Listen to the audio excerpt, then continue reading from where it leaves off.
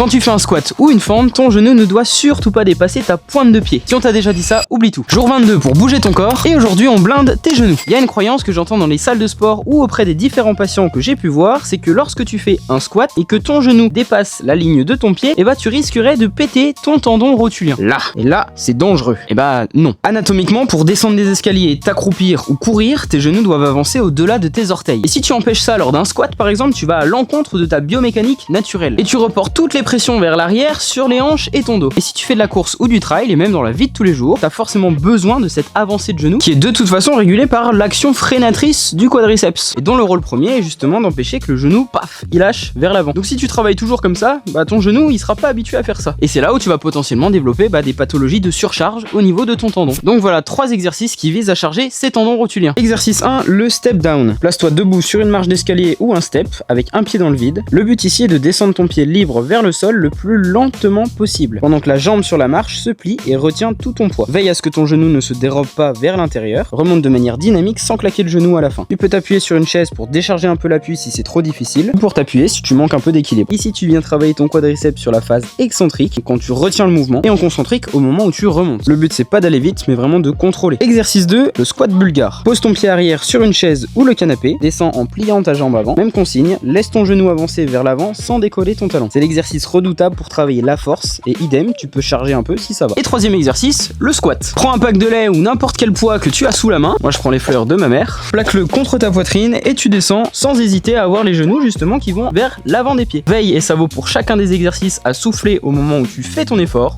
et à inspirer lorsque tu te mets dans la position. Veille à ce que les genoux n'aillent pas vers l'intérieur quand tu descends, et tu remontes de manière dynamique sans claquer les genoux. Tu gardes une légère flexion. T'as vu que je ne m'avance pas. Là, c'est comme si t'avais un mur devant toi que tu voulais longer. Tac. Fais en sorte également à ce que tes talons soient bien vissés au sol. A noter que cette séance vise spécifiquement l'avant de tes cuisses, mais pour avoir un renfort efficace du bas du corps, je t'invite à aller voir les exercices dans les vidéos précédentes. Fais 3 à 4 séries et change d'exercice à partir du moment où tu sens que le mouvement se dégrade. N'hésite pas à enregistrer ce post et à le partager autour de toi. Et surtout rappelle-toi que c'est la régularité qui crée les changements, alors je te dis à demain pour le jour 23.